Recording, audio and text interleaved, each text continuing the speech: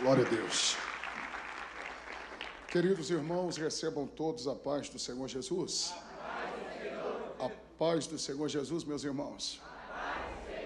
Os pentecostais estão aqui ainda ou já foi todo mundo? Lucas capítulo de número 7, um texto que eu usei na primeira vez que eu estive pregando aqui na gestão do pastor Samuel J. Marques, alguns anos atrás, no julho, mês de renovação, e que Deus reacendeu no meu coração e falou comigo algumas coisas aqui, enquanto eu estava fazendo um devocional. Eu quero compartilhar com todos vocês aqui nessa noite. Estou muito feliz de estar no altar da nossa igreja, mais uma vez aqui em Itapevi. Louvar a Deus pela vida dos nossos queridos líderes, amigos. Tenho a alegria de chamar o pastor Samuel J. Marques, a pastora Ana Míria, de amigos. E muito obrigado, pastor, por me franquear mais uma vez a oportunidade. Eu sou eternamente agradecido a Deus por essa igreja que tem orado por nós. Aqui nós comungamos de uma amizade saudável com muitos amigos, pastores, obreiros desta casa. E fazendo menção aqui do nome do pastor Raul, que é um patriarca, nosso paizão. Quero aqui honrar a todos os demais pastores dessa casa, que nos recebe de uma forma tão carinhosa, tão cordial. Pastor Raul, prazer, viu? A última vez que a gente se encontrou foi dentro de um restaurante, né, pastor? Dando lugar, né, pastor? Glória a Deus. Deus abençoe, pastor Raul, todos os demais pastores, a igreja do Senhor Jesus. Fica aqui o abraço da nossa igreja em Osasco, na pessoa do nosso presidente, pastor Belchior Júnior, pastora Rafaela. Estamos em festa lá também. Hoje, quando era mais ou menos 5h30 da tarde, já não tinha mais onde colocar os crentes lá na igreja. Deus está usando a Maria Marçal hoje lá. E é fogo para tudo que é lado, irmão.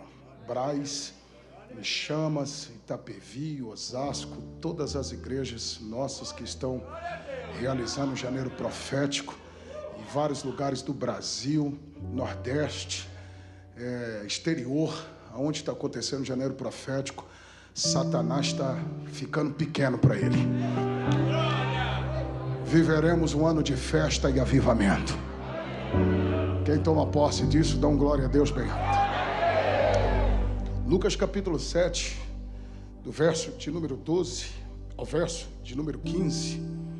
E quando chegou perto da porta da cidade, eis que levavam um defunto, filho único de sua mãe, que era viúva. E com ela ia uma grande multidão da cidade. E vendo-a, o Senhor moveu-se de íntima compaixão por ela. E disse-lhe: não chores. E chegando-se, tocou o esquife, e os que o levavam pararam. E disse: jovem, a ti te digo, levanta-te. E o defunto assentou-se e começou a falar. Vou repetir essa parte porque eu pensei que você ia dar um glória a Deus agora, mas eu vou repetir. E o defunto assentou-se e começou a falar. E entregou-o à sua mãe. Vou repetir o verso 15, isso é profético. E o defunto assentou-se e começou a falar. Oh, glória a Deus. Ainda sobre os seus pés com um sorriso, 9h15. Se não for 9h15, está faltando 15 para as 3. Só não pode ficar com a cara feia agora, senão vai escandalizar o tocha que está do seu lado aí. Dá um sorriso bem bonito para ele e diga assim, ó: o defunto vai falar. Diga para ele: o defunto vai falar. O defunto vai falar. Vou repetir até você fazer o barulho que o diabo não gosta. E o defunto vai falar. Glória a Deus. Se é pentecostal, se assente fazendo o barulho que o diabo não gosta. Oh, glória a Deus. Isso é janeiro profético. Queridos e amados irmãos, o tiro é rápido, mas eu tenho uma mensagem bíblica e totalmente expositiva, cristocêntrica e, acima de tudo, profética. Quero chamar a sua atenção por alguns minutos para uma guisa introdutória, para tentarmos entender, com a ajuda do Espírito Santo, onde Deus quer nos introduzir hoje à noite. em mais uma noite do Janeiro Profético aqui em Itapevi. Estamos diante de um texto que nos traz à memória algumas peculiaridades. E uma delas é que esse texto é uma peculiaridade da narrativa de Lucas. Você não encontra este texto narrado por Mateus, por Marcos ou por João. Apenas Lucas é quem narra-nos acerca desta história. Uma segunda peculiaridade é sobre o próprio Lucas, porque dentre os evangelistas ele se destaca.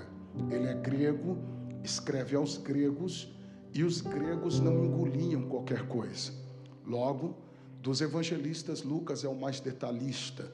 Mas por mais detalhista que Lucas fosse, Lucas não faz questão de nos apresentar esta mulher pelo seu nome. Ela tem um nome, como qualquer uma outra pessoa.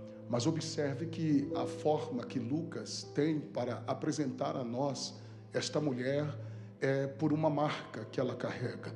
E Lucas fala-nos acerca de uma viúva. Essa viúva que, se você analisar a sua biografia, logo você vai perceber que a sua vida está dividida em 3 fases: passado, presente e futuro. O passado é triste, pois se trata de uma viúva. Por ser viúva, perdeu o esposo. Logo, o seu passado é triste. O presente é amargo. E aí Lucas dá nota, dizendo-nos que tratas acerca do seu único filho. E quando Lucas dá essa nota, esse destaque, quando ele referencia essa expressão único filho, Lucas está querendo mostrar que na vida desta mulher já existia um problema. E qual era o problema, pastor? Eu creio ser o problema da esterilidade, pois se trata de uma judia que tem apenas um filho. Isso é um grande problema, pois todos aqueles que conhecem um pouco da cultura, do contexto sociológico, histórico deste povo, sabem muito bem que aos judeus, desde a antiga aliança, quanto mais filhos ter, melhor. Eles se baseiam naquilo que Deus havia liberado sobre a vida de Adão, sobre a vida de Eva, lá no começo de todas as coisas. Se lembra? Multiplicai-vos, frutificai-vos, enchei-vos a terra. Logo, o planejamento familiar de um judeu é diferente do nosso, principalmente no contexto em que vivemos. Quanto mais filhos ter, melhor. Um dos salmos da Bíblia chega a dizer que bem-aventurado são aqueles que enche deles a sua aljava. E o texto trata, no seu contexto, filho como herança. Logo, é uma judia, tem apenas um filho, e o único filho que ela tem está morto. Se tinha um problema, o problema se torna maior, porque se o passado é triste, o presente agora é amargo. E o futuro, pastor? Dentro de uma visão introspectiva, que é a visão para dentro, parece que eu estou vendo esta mulher conversando consigo mesmo. E agora? Quem vai cear comigo, jantar comigo, almoçar comigo? Com quem agora vou compartilhar as minhas alegrias, dividir as minhas lamúrias? Estou sozinha. Dentro de uma visão expectativa, que é visão para frente, visão para o futuro, parece que eu estou vendo esta mulher falando: e agora? Quem vai dar segurança? Porque a morte deste menino incluía pelo menos 3 perdas para esta mulher. Primeiro, segurança. Segundo, providência. Terceiro, a continuidade da história da sua família. Pois todos aqueles que conhecem um pouquinho do contexto bíblico sabem muito bem que na morte do seu pai, na morte do pai deste menino, o marido desta mulher, na morte do sacerdote daquela casa, o líder daquele lar, toda a responsabilidade que estava sobre ele, agora foi transferido para este filho. E era este jovem em vida quem deveria proteger a mãe, gerar o alimento para dentro da sua casa. E o mais importante, dar continuidade na história daquela família. Logo, quando nós olhamos por estes óculos, ou por esta ótica, nós entendemos que dentro deste caixão, e o que está sendo levado para ser sepultado no cemitério de Naim, é muito mais do que um jovem, muito mais do que um menino, muito mais do que um ser humano, muito mais do que um ser tricotomista, corpo, alma e espírito. É toda uma projeção familiar. É o sonho de um dia ser avó. É o sonho de um dia ver um neto seu correndo dentro da sua casa. É a história daquela família. Isto é tão verdade. E eu preciso que você entenda isso daqui. E por isso estou investindo um pouquinho mais de tempo aqui nesta guisa introdutória, para você entender o que Deus quer falar. Porque é por isto que na antiga aliança, desde então, todos os judeus entendem que filho homem fala de história familiar. Todos os judeus entendem que está sustentado sobre os ombros do homem a responsabilidade de levar adiante o nome da sua família. Judeu entende que o macho, aquele que é do sexo masculino, é ele quem dá continuidade na história da família. É por isso que Levíticos capítulo 12, quando você lê a sua Bíblia, você vai perceber o quanto a igreja da antiga aliança era rígida no tocante ao assunto, a ponto da mulher valer aquilo que a mulher gerava. Gerando a mulher, tinha que gerar filho homem, porque gerando filho a mulher, ela ficava excluída por mais dias da sociedade. Por quê, pastor? Porque para os judeus está sustentado sobre os ombros do homem a bênção do lar, aquele que vai levar adiante o nome da família. Isso é tão real entre os judeus, que é por isso que desde o Antigo Testamento você se depara com aqueles textos que diz que Ciclano gerou Bertrano, Bertrano gerou Fulano, Fulano gerou não sei quem. Já leu isso na Bíblia? Aqueles nomes que parecem mais línguas estranhas. Isso acontece muito naquele período que você tira para orar. Depois de 30 minutos de oração, você se levanta, vai abrir a Bíblia para ver o que Deus quer falar.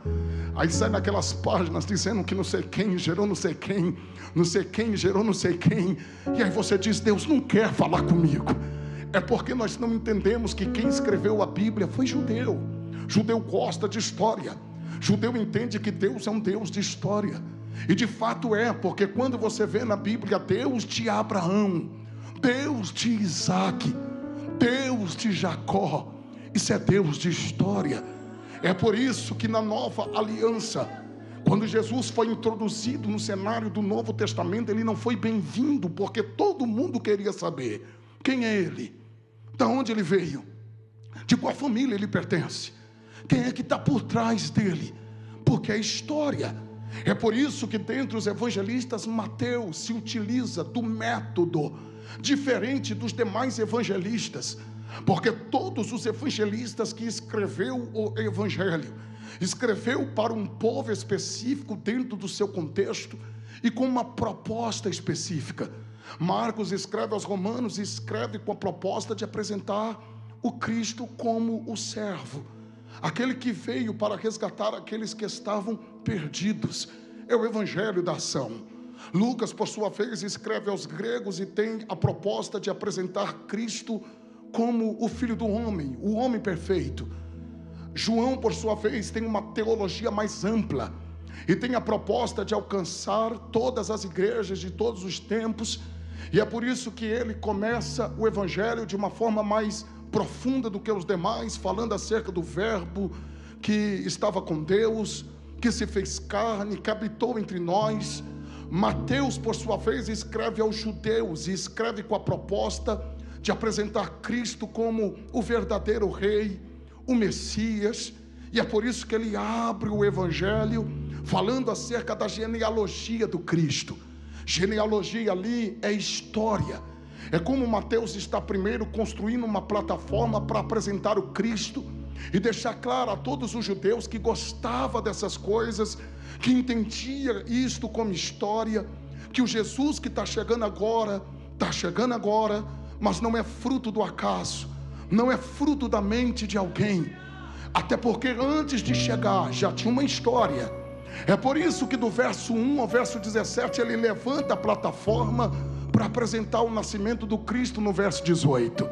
Eu não sei se você vai entender, não é a mensagem, mas só para os pentecostais começar a aquecer as turbinas, olhe para cá. Por quê, pastor? Porque do 1 ao 17 ele fala acerca da genealogia do Cristo, história. Só que ele está falando de Jesus e Jesus ainda não havia nascido. Jesus nasce no verso 18. E o que o texto está querendo nos ensinar, pastor? Que antes de eu chegar, tem que ter primeiro uma história. Jesus está chegando agora, mas Mateus está dizendo, ele já tem história. O grande problema desta geração é que a gente quer chegar antes de ter história. Primeiro tem que ter história para depois chegar. Se alguém entendeu, dá um glória a Deus aqui só para me ver. Aleluia. Não é a mensagem, mas só para não ficar nas minhas palavras, diga para alguém que está do teu lado, diga: Deus está construindo primeiro a tua história. Já já Ele te apresenta, já já Ele te introduz, já já Ele te coloca onde Ele te prometeu que vai te colocar. Glória a Deus. Quem chega com história chega firme. Quem chega com história chega calçado. Eu sinto que a caneta de Deus está trabalhando aqui nesta noite. Eu sinto que Deus está escrevendo a história de alguém que está me ouvindo aqui. Agora escuta isso daqui, e só vai dar glória a Deus quem já está entendendo o que eu estou querendo pregar. Porque quando a Bíblia fala que morreu os filhos de Jó, foi a história da sua família. Quando a Bíblia fala que morreu os filhos de Elimeleque e Noemi, o Malom e o Quilion, foi a história da sua família. Quando a Bíblia fala que Raquel chegou diante de Jacó e disse: eu quero ter filhos, e se eu não ter filhos nesta existência, do que vale viver? Ela está dizendo: eu não tenho história. Não ter história, do que vale então eu estar em vida? Eu prefiro a morte. Ora, quando a Bíblia fala que Ana está em desespero e sem força para verbalizar palavras, mas lá dentro dela, quando ela está cobrando de Deus o Samuel, ela está dizendo: eu quero a minha história. Quando Abraão, no capítulo 15 do livro do Gênesis, entra para dentro da sua tenda e faz questionamentos a Deus acerca do Eleazar, porque quando ele fala acerca do Eleazar para Deus, ele está dizendo: Deus, eu não tenho história. O Eleazar é bom, é bonito, o Senhor sabe o quanto eu amo, mas ele não é gerado das minhas entranhas. Nas entrelinhas ele está dizendo: eu estou cansado, Deus, de dar glórias ao Senhor, viver na história dos outros, viver na história dos outros. Eu vou profetizar para quem tem glória na boca: chega de contar testemunho de A, de B e de C.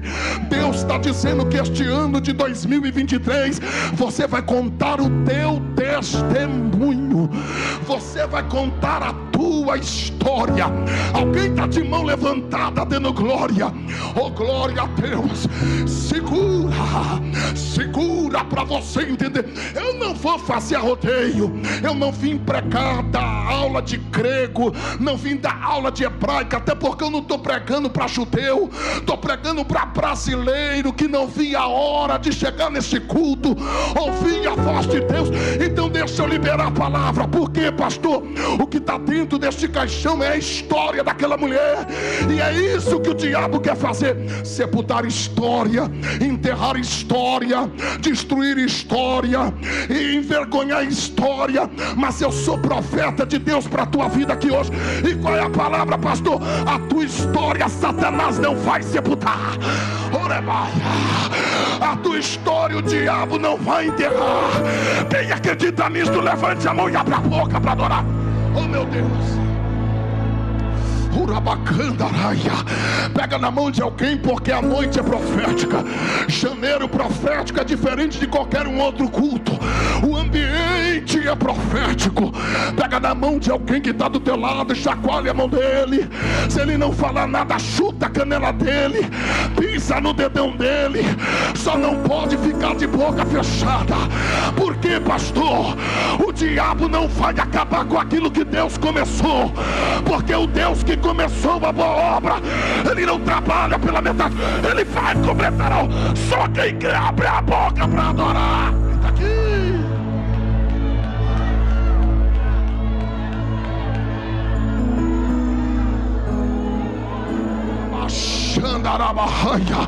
Estou sentindo uma graça aqui. Há uma glória de Deus aqui. Eu não sei se eu vou aguentar pregar por muito tempo aqui, porque eu sinto que uma glória de Deus que está pairada dentro desta casa e que nunca foi embora deste lugar, ela se movimenta de um lado para o outro. Satanás que vai se lascar no cesto dos infernos, porque se o diabo pensou que iria jogar tua história dentro do buraco que o linguarudo abriu, que o fofoqueiro abriu, caiu por terra hoje.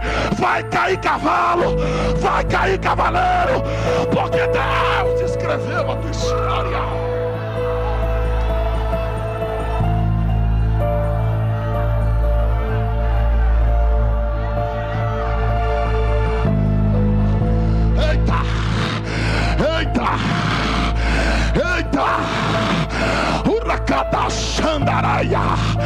Glória!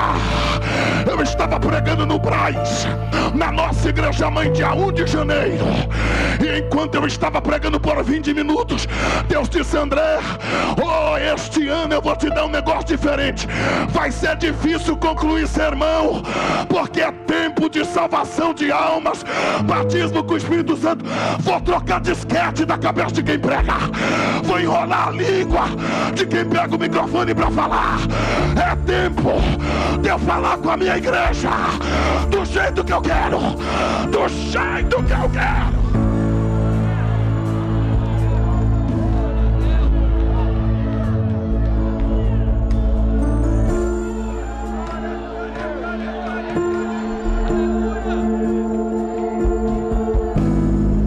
E ele me disse: o sinal é esse, faz o apelo. Veio 105 almas no primeiro dia.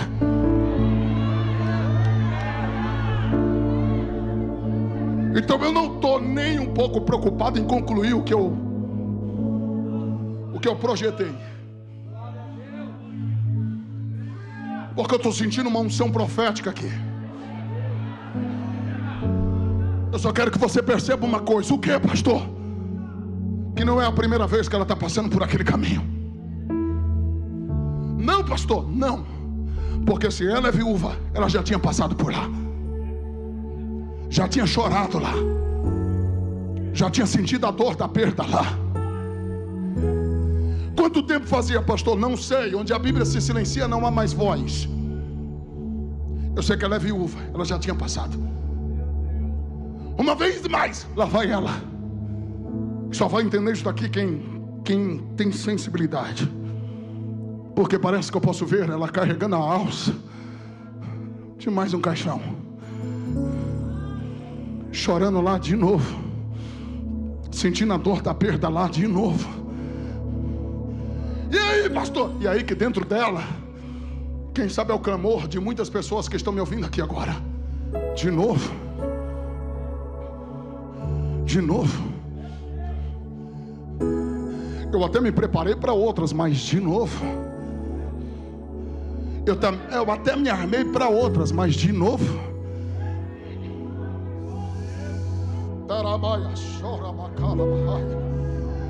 Eu até criei expectativas para novos embates, novos desafios, novas batalhas, mas de novo. Parece que eu estou vendo ela dizendo de novo, eu chorando aqui, sentindo a dor da perda aqui. Já passei por aqui algum tempo atrás, e de novo. Só que pega essa. Por quê, pastor? Porque eu preciso abrir um parênteses para lhe dizer que ela não vai sozinha. A Bíblia diz que ela está acompanhada de uma multidão, e tem uma multidão acompanhando um defunto. Por quê, pastor? Porque não é o fato de ter uma multidão que quer dizer que a pessoa está viva. Defunto também atrai multidão. Eu sei que é difícil dar glória agora, mas cuidado, que nem tudo aquilo que reluz é ouro. Nem tudo aquilo que parece ser é. Tem muita gente seguindo o defunto e nem sabe. Eita, não estava no script, desceu, irmão. Já foi. Não se empolga com views, com seguidores, com números. Ndorabaia, Xanaraia. Porque tem muito defunto atraindo multidão por aí, e o que me credencia ainda não é números.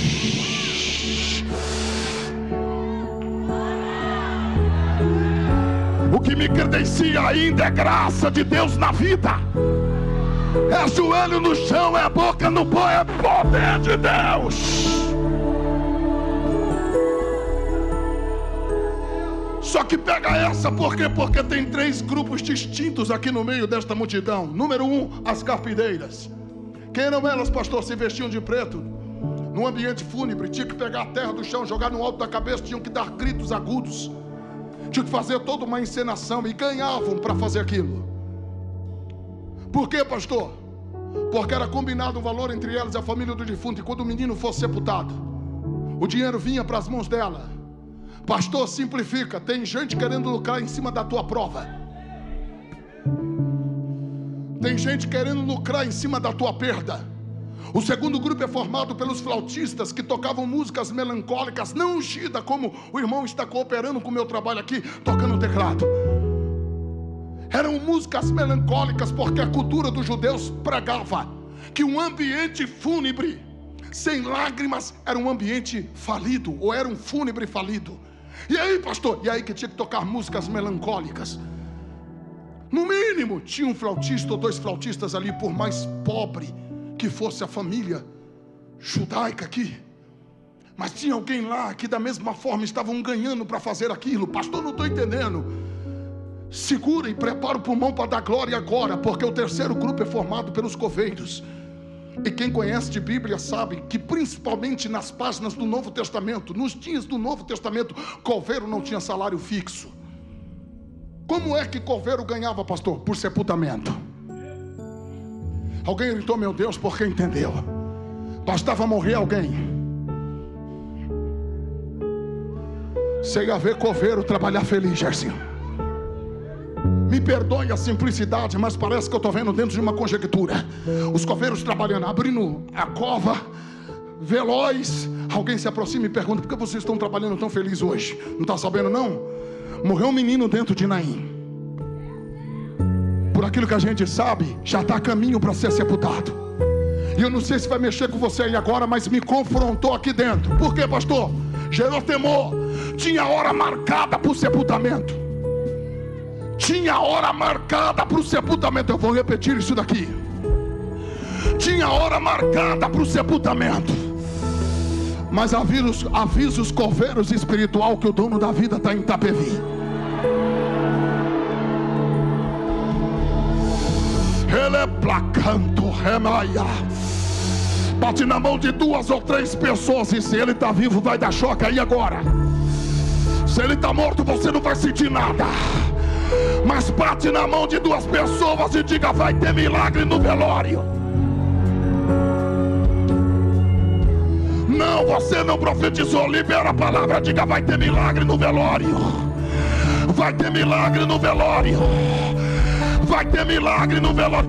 Vou profetizar para quem tem glória.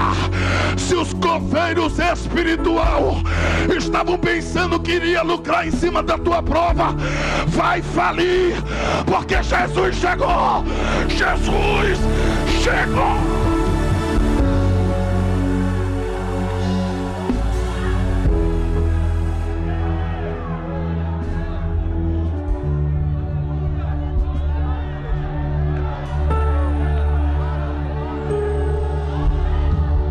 Vou pregar, mas quem tem glória na boca, levante a mão e dê um minuto de glória. Sobe, sobe.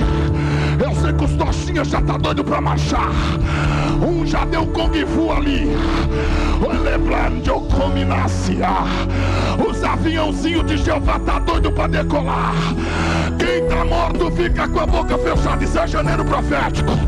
Se você é desses obreiros, desses crentes, frigobarzinho de Jesus, todo etiquetadinho de Jesus, não é aqui o culto que você teria que estar hoje.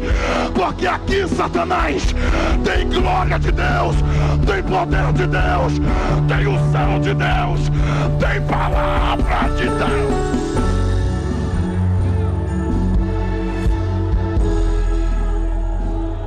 Ele está aqui.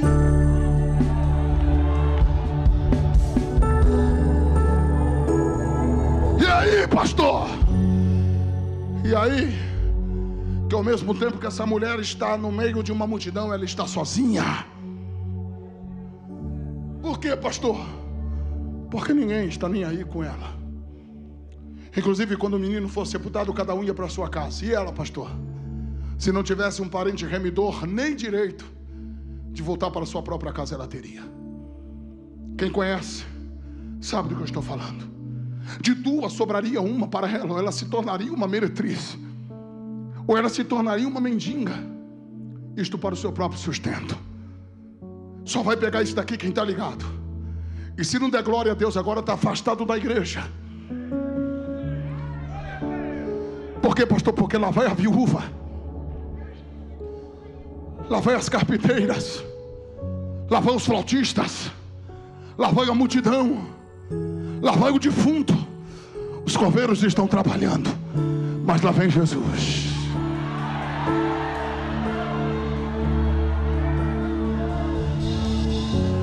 Lá vem Jesus. Lá vem Jesus. Lá vem Jesus. Lá vem Jesus. Vem, pastor, vem.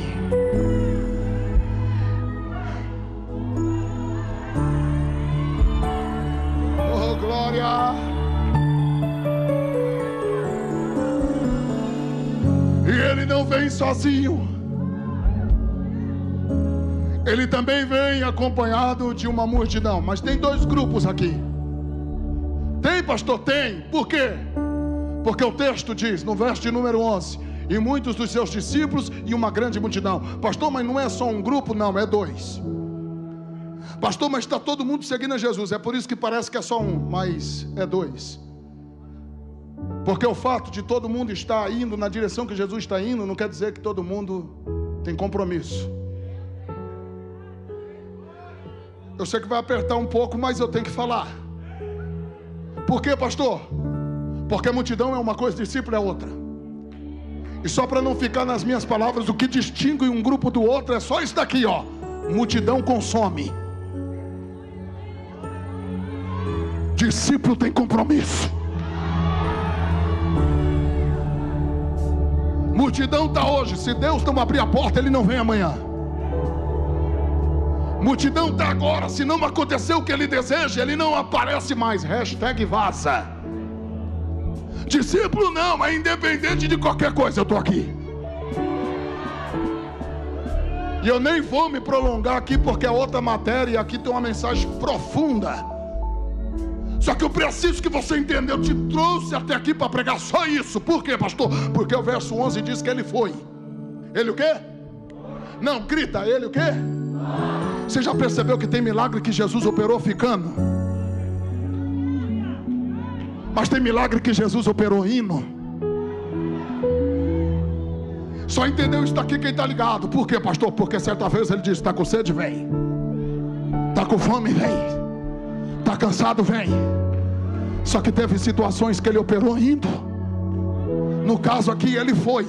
Um dia antes ele operou ficando. Só liberou a palavra. Aqui não, aqui ele está indo pessoalmente. Você não está entendendo nada, mas enquanto você está aqui, ele está lá. Enquanto você está dando glória aqui, ele está indo lá. É noite profética, eu estou liberando. Enquanto você está aqui, ele está mexendo no computador, está quebrando o protocolo. Eita! Deus abriu os olhos da minha alma. Eu estou vendo alguém com a cara de raiva, dizendo não vou assinar. Quem falou? Vai perder a noite de sono, mas vai ter que assinar. Porque o decreto desceu e Deus está dizendo, ainda por esses dias tu saberás que eu sou o Senhor. E que estou falando aqui dentro dessa casa hoje.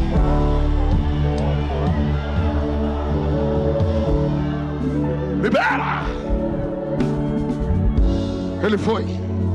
Catuca quem está do lado e diga, ele foi. Não, grita, grita, grita. Você está muito pentecostal, muito educado, fica feio, irmão. Quebra o protocolo, exagera. Isso aqui é a nossa igreja, é o Braz. Glória a Deus. Diga para o teu irmão, isso daqui é Braz, cara. Isso daqui é Braz. Eu gosto de pregar, eu prego o Brasil inteiro. Já são 24 países desse mundo falando de Jesus.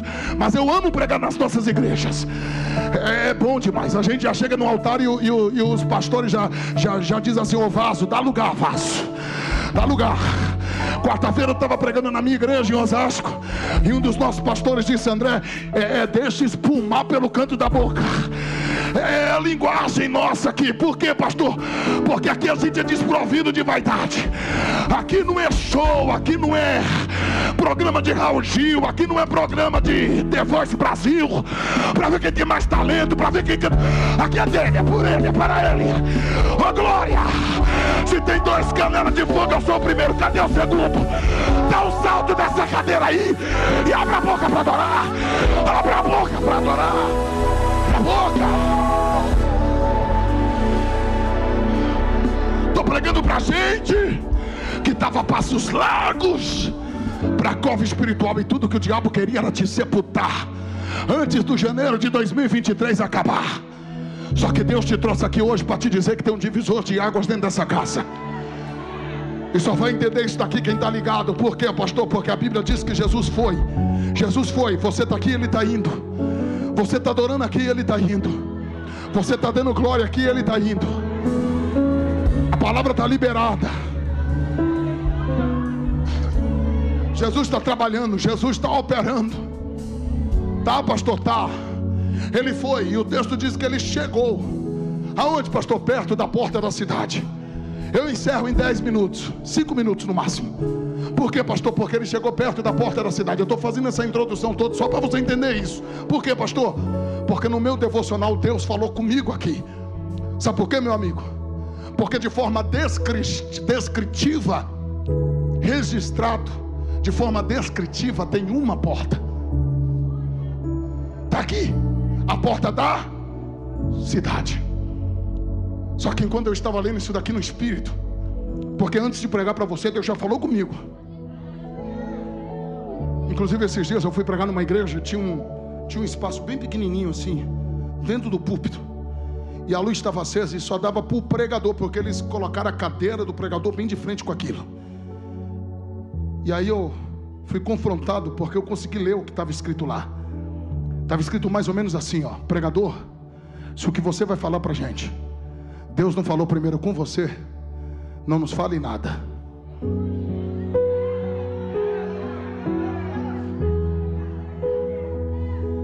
Enquanto eu estava lendo isso daqui, o Espírito Santo ministrou no meu coração. Por quê, pastor? Porque Deus mostrou mais 3 portas nesse texto. Pastor, o senhor está afirmando que tem 4? Tem. Tem, pastor? Claro. A casa da mulher tem porta. Ela morava em uma casa. Será que a casa dela não tinha porta? Já tem 2, dá um glória a Deus, senão eu vou ficar sozinho aqui. E aí, pastor? E aí que ela está a caminho do cemitério. Será que o cemitério não tem porta? Já tem 3. E aí, pastor, cadê a outra? João capítulo 10, versículo 9.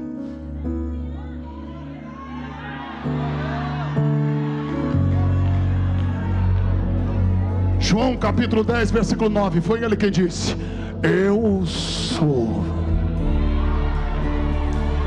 a porta.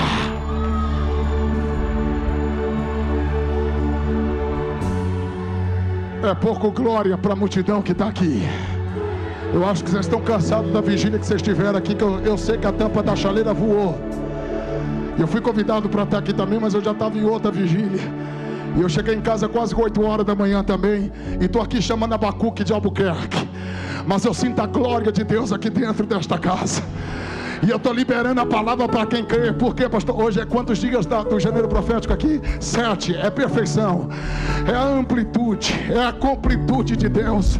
É o número de Deus. 7. Eu vou liberar a palavra para quem crê. Por quê, pastor? Porque o Espírito de Deus está dizendo: André, a porta que o diabo projetou para essa pessoa passar está fechada. Ela vai passar pela porta que eu estou abrindo aqui hoje. Porque a porta que ela queria não é a porta que ela precisava. Tinha um laço lá, e tudo que o diabo queria era sepultar a história dele, sepultar a história dela. Mas eu reuni a minha igreja hoje à noite aqui para abrir o leque da revelação e liberar a palavra da ciência para quem crê. Qual é a palavra? Hoje eu estou abrindo uma porta que tem vida dentro dela, tem prosperidade dentro dela. Tem alguém de mão levantada dando glória? Não estou entendendo, pastor. Ainda hoje, antes que o ponteiro vire para que se nasça um novo dia, o milagre vai chegar. Vai chegar. Vai chegar. Vai chegar. Eu termino agora. E me perdoa, meu filho, a falta de etiqueta. É que eu nasci no fogo e não me contento com fumaça. Glória. A gente chega todo etiquetado, de repente vai se agitando. Esses dias a Rose falou pra mim: André, você tá muito cansado, você não para. Vai devagar, tá com problema no pulmão. Como que a gente vai devagar? Não tem como, Rose. Oh, glória. Meu Deus, até a tostinha da mímica aqui tá no manto. E você não deu glória a Deus aí? Glória. Dá glória, meu filho. Dá glória. Oh, glória. Receba, minha filha. Receba, pastor, você é doidão. Hoje eu tô relax, mas eu tô sentindo autoridade para dizer para quem crê: a porta chamada Jesus tá aqui. Tá aqui. Tá aqui. Está aberta. Está aberta. Tudo que o diabo quer que você saia da porta da tua casa. Está falando da posição que Deus te colocou, do ministério que Deus te deu, do sonho que Deus te deu. A porta da casa está falando do projeto de Deus na sua vida. Está falando do teu casamento, está falando da tua família, está falando da tua casa, está falando da tua empresa, está falando do lugar que Deus te colocou. Você sabe o que Deus está falando aqui hoje. E aí, pastor? E aí que pela porta da casa o diabo até conseguiu fazê-la passar. Por quê? Porque a crise tem essa força. Satanás está querendo usar a crise para te arrancar daquilo que Deus te prometeu. Estou pregando para alguém que está debaixo de batalha espiritual. Por fora está bem, mas por dentro só Deus sabe como está. Estou pregando para gente que quanto mais ora, piora. Quanto mais consagra, em vez das coisas andar, está tudo indo de mal a pior e você não está entendendo nada. Você veio aqui hoje para ser curado. Deus preparou essa 7ª noite para fazer deste lugar um campo de concentração espiritual. Deus parou tudo agora para falar com você de uma forma cirúrgica. E através da palavra da ciência que está sendo liberada. Porque o Logos está aqui, está escrito. Só que o Rema está sendo liberado. Pastor, não estou entendendo. Vai entender agora. Por quê? Porque tudo que o diabo quer te arrancar do lugar que Deus colocou. Só que a pergunta é clara. É até retórica. Por quê, pastor? Porque aonde foi que o menino morreu? Dentro da cidade. Você parou para pensar que o texto diz: e chegando ele na porta da cidade. Por quê, pastor? Porque Jesus vai ressuscitar o menino e não vai precisar o menino sair. Não é o menino quem sai, é Jesus quem entra. Meia dúzia pegou isso daqui, eu vou repetir. Não é você quem sai, é Jesus quem entra. Não é o teu filho quem sai, é Jesus quem entra. Não é o esposo quem sai, é Jesus quem entra. Não é a esposa quem sai, é Jesus quem entra. Você está entendendo o que Deus está falando aqui ou não? Quem está entendendo isso daqui? Não dá para ser mais simples do que isso. Deus está dizendo: não é você quem sai. Você entrou aqui querendo chutar o pau da barraca, jogar tudo para cima, desistir de tudo. E Deus está dizendo: eu entro. Não é você quem sai, eu entro. Fica, aguenta, fica firme na posição que Deus te colocou. Eu nunca pensei que eu ia voltar para Osasco, gente. Eu saí de Osasco, eu nasci em Osasco. Eu vivi os meus primeiros 20 anos dentro de Osasco. Eu fiquei 6 anos morando em Boituva, num condomínio fechado, topzera. Quando eu chegava lá, depois de algumas viagens, eu só sabia cantar: eu quero trabalhar para o meu Senhor. E fazer mais nada da vida. Um lugar calmo, tranquilo. De repente o nosso presidente, pastor Belchior Júnior, foi transferido para Osasco.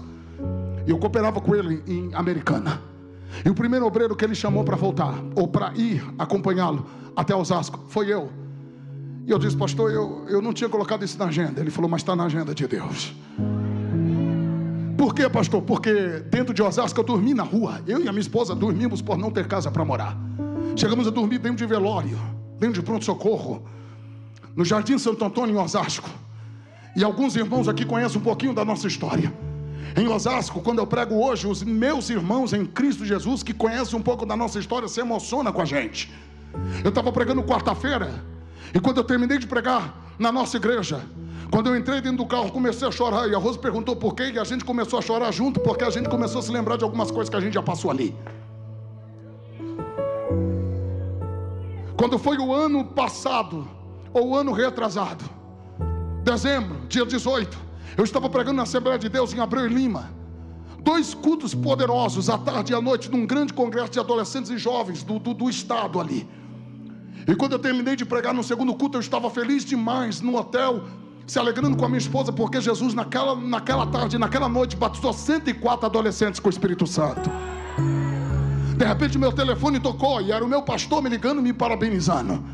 Eu falei: pastor, o senhor está me parabenizando porque o senhor assistiu o culto? Ele falou: não, hoje eu dei posse na nova diretoria da igreja, e eu só estou te parabenizando porque agora o irmão é membro da diretoria da igreja. E eu falei: pastor, mas eu sou itinerante. Ele falou: irmão, fica quieto, só dá glória, porque o pastor da igreja sou eu. E eu só quero que você saiba que o diabo tentou te matar aqui, mas agora a gente vai ganhar essa cidade inteira para Jesus. Você não tem ideia do que Deus está fazendo em Osasco. Eu estou sentindo que Deus vai exaltar alguém na terra da humilhação. Eu não sei se tem alguém pegando, eu não sei se tem alguém recebendo aqui. Pessoas que não deram nada, hoje vê a gente passando pelas ruas lá, porque tudo que o diabo falava na boca das pessoas era: é fogo de palha, vai voltar para as drogas, vai virar mendigo, vai quebrar casamento, vai voltar para a favela do inferninho, vai morrer no bequinho da onde jamais deveria ter saído, com o nariz cheio de cocaína, com cigarro de maconha na boca. Eu vou levantar a minha Bíblia e vou glorificar Jesus. Sabe por quê? Satanás perdeu, Satanás perdeu, Satanás perdeu.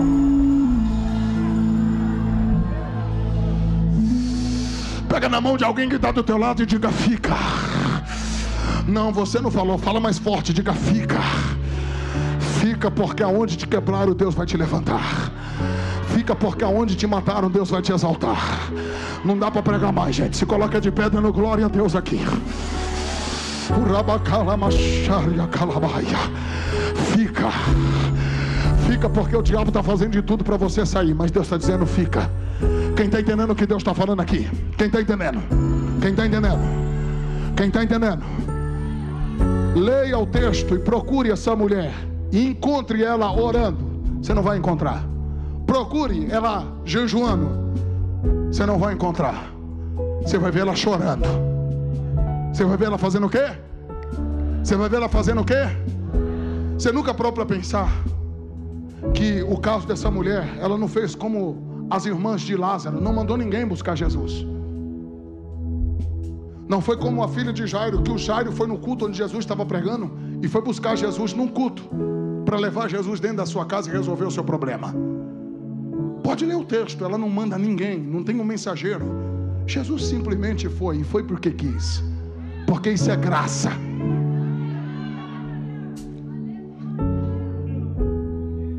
Ele colocou a sua casa na agenda dele. Tem gente que não está pegando isso daqui. Ele te trouxe aqui nessa 7ª noite para dizer que a tua família está na agenda dele, está na rota dele. Catuca quem está do lado e diga: ele vai passar lá. A pergunta é: quem foi que trouxe Jesus até Naim? Se você não crê, eu respeito, mas eu creio, sem forçar o texto. Foi as lágrimas.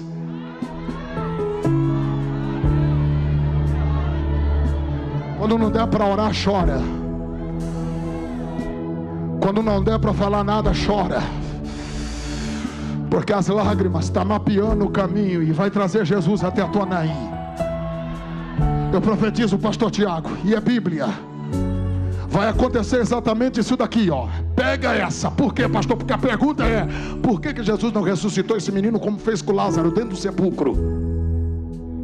Por que Jesus não ressuscitou esse menino como fez com a filha de Jairo dentro da casa? Porque na porta da cidade, para ensinar uma coisa. O que, pastor? E se não der glória a Deus agora, eu não volto mais só de raiva. Por quê, pastor? Se é dentro da casa, poucas pessoas veriam.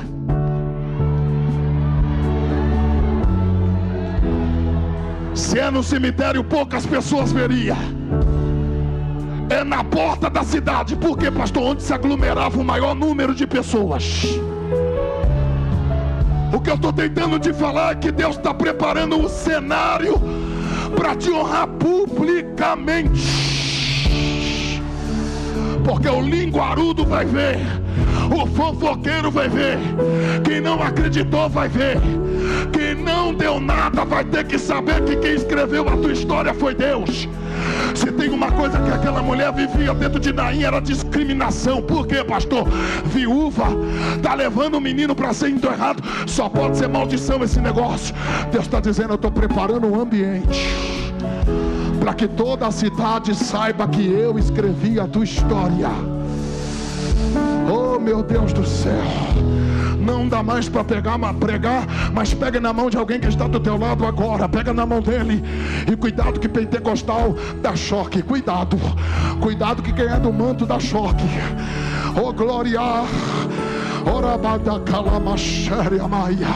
Estou ouvindo barulho de línguas estranhas aqui. Aleluia. Aleluia. Aleluia. Eu vou orar. Gersinho já está se preparando para cantar. Mas enquanto eu vou liberando a palavra, você vai dando glória. Porque Deus está dizendo, não vai ter sepultamento, não vai ter enterro, não vai ter perda. O caixão espiritual foi quebrado hoje. A porta que o diabo preparou está sendo quebrada no meio agora. Você vai passar pela porta chamada Jesus hoje. Janeiro vai ser abençoado, quem crê da glória. Fevereiro vai ser abençoado, quem crê da glória. Eu estou liberando a palavra. Pastor, mas o contexto é de incerteza. Quem falou que você depende de alta de dólar? Quem falou que você depende de quem sobe ou quem desce do poder lá em Brasília, na América? A última palavra sobre a tua vida é Jesus quem libera. Ele entrou para parar o enterro. Ele tocou o esquife e liberou a palavra. Jovem, a ti te digo, levante. Sabe que a Bíblia diz que ele se assentou e falou. O que o defunto falou, pastor, não sei. Eu só sei que ele falou. Quem vai falar por você a partir de hoje é a tua história. Alguém vai saber o que Deus está fazendo na sua vida. Levante a mão dele para cima agora. Oh, cadê o barulho de glória a Deus? Cadê o barulho de glória a Deus? Cadê o barulho de glória a Deus? Isso, levante as mãos para o irmão. Levante as mãos do irmão agora. Levante as mãos dele o mais alto que você puder. Eu convido a Assembleia de Deus do Brasil em Itapevi a abrir a boca e glorificar a Deus agora. Glória, agora é só glória. Agora é só glória. Agora é só aleluia. Quem é batizado com o Espírito Santo, fale a língua da sua nação original. Ora em línguas estranhas agora. Eita, tem alguém dando soco no ar. Está tomando posse. Aleluia. Eu oro e quando eu terminar de orar o Gersinho canta. Mas levante as mãos, feche os olhos. Feche os olhos. O padre Quevedo faltou, não vai ter exorcismo. Quem está operando aqui é a ação do Espírito Santo. É a glória de Deus que está no meio da casa. Se tiver caroço, sai. Se tiver caroço, sai. Se tiver doença, sai. Aleluia. Tudo que estava morto, Deus está colocando vida. Tudo que estava parado, Deus está destravando agora. Vai avançar. A glória da última casa vai ser maior que a da primeira. Eu conto um. Quem tem glória, aumenta o barulho de glória agora. Não estou ouvindo. Não estou ouvindo. Sobe. Sobe. Sobe.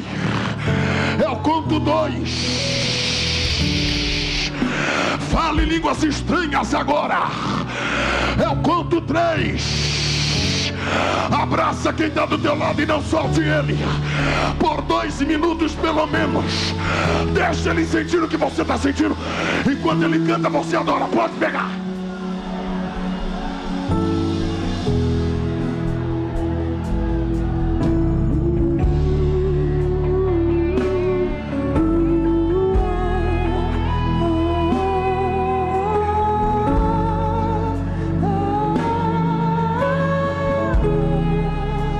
Não solte ele, adore a Deus com ele. Adore a Deus com ele.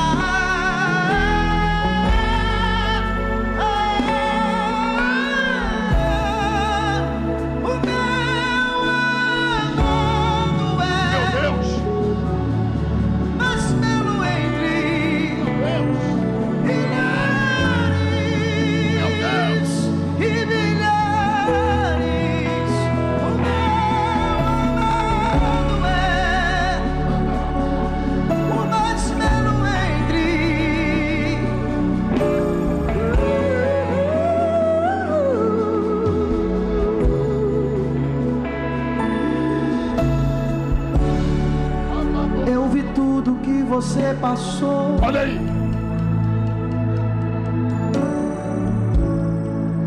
Quando a tua história começou. Meu Deus. Desceu, hein? Eu vi tudo que você sofreu.